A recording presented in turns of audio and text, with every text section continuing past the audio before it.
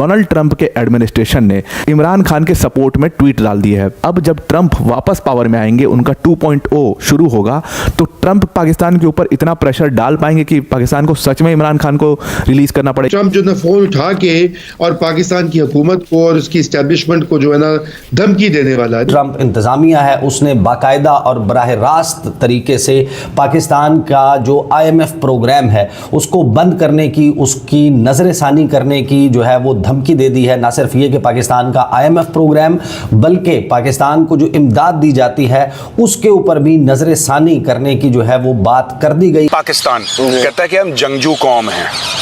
ये पाकिस्तानियों के दिमाग में जो इनके पॉलिटिशियंस हैं, जनरल्स हैं कि तुम जंगजू कौम हो, ये कोई जंगजू वंगजू कौम नहीं है। जंगजू कौम होती है जो जंग करती है, ये मंगचू कौम है। I like it. पाकिस्तान की कमजोर मईशत ने इसे कई बार दबाव के सामने कमजोर भी किया है। अमेरिका इस दबाव के लिए IMF के जरिए असर डाल सकता है। IMF की शराइत पाकिस्तान की माशी पॉलिसियों पर असरअंदाज होती हैं, जिससे कर्जे और माली इमदाद के दरवाजे खुलते हैं। इनका KPK कब तक बचा रहेगा? वैसे भी KPK में सर गवर्नर अभी तालिक तालिबान का है, टोल वो कंट्रोल कर रहे हैं, टैक्स वो वसूल कर रहे हैं, एक्सेप्ट 2 बड़ी क्रॉसिंगों को लेके इनका कहीं कंट्रोल नहीं है।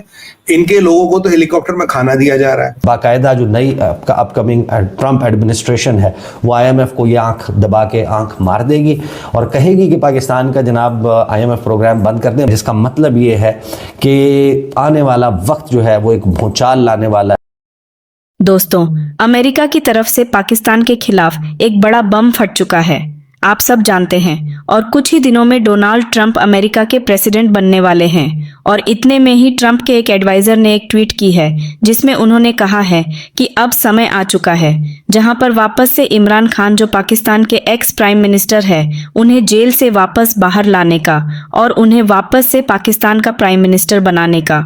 क्योंकि इमरान खान ही एक ऐसे व्यक्ति है जो पाकिस्तान और अमेरिका के रिलेशंस को अच्छे रख सकते हैं। और इसके साथ साथ इमरान खान और ट्रंप के रिलेशंस भी अच्छे थे।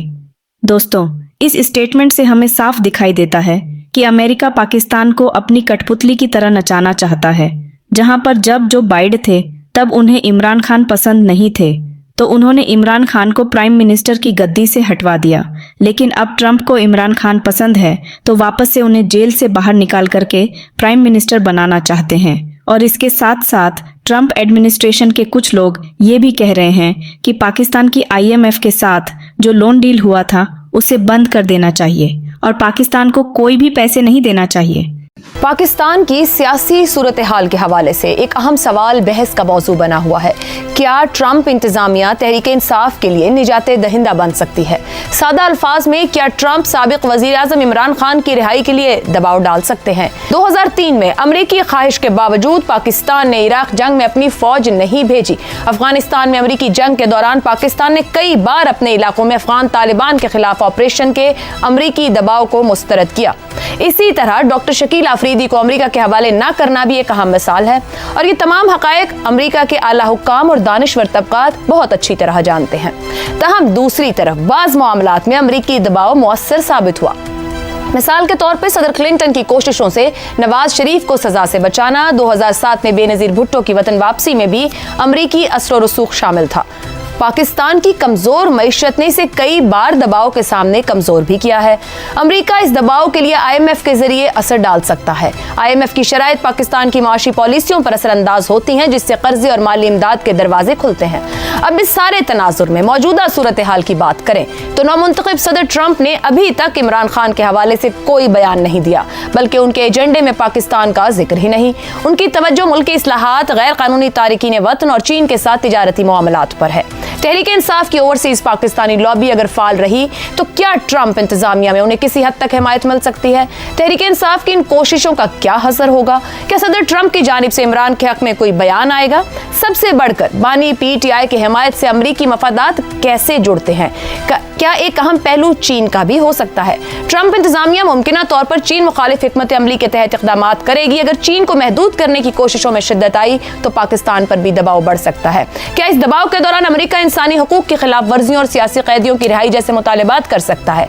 ट्रंप के पहले दौरे सदारत से साबित होता है कि ट्रंप के बारे में कुछ भी प्रिडिक्ट करना आसान नहीं।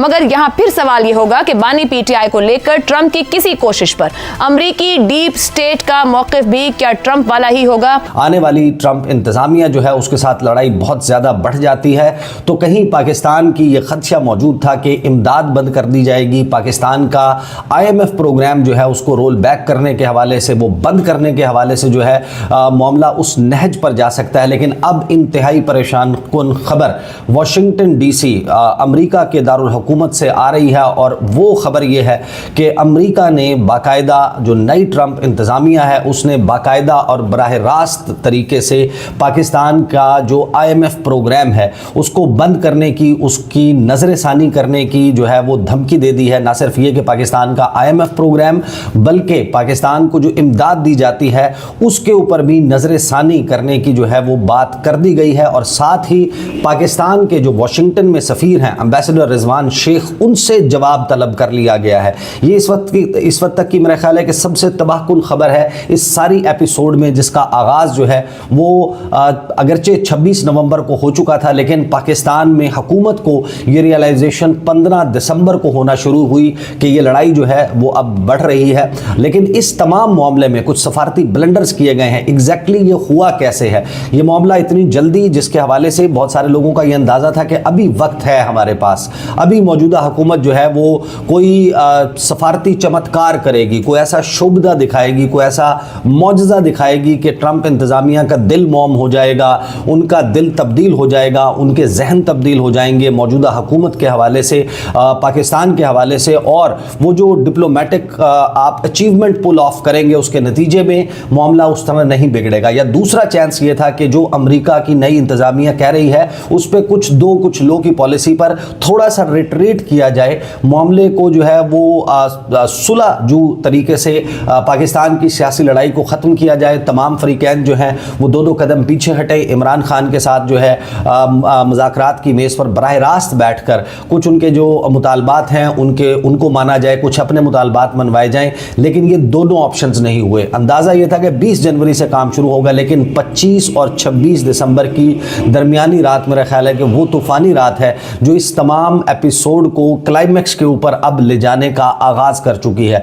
जो धमकी दी गई है उसकी वजह बुनियादी तौर पर ख्वाजा आसिफ साहब वज़ीर दिफा पाकिस्तान के, अब वो दिफा के वज़ीर हैं, पहले वो लंदन में मौजूद थे, फिर वो मोरक्को में मौजूद थे।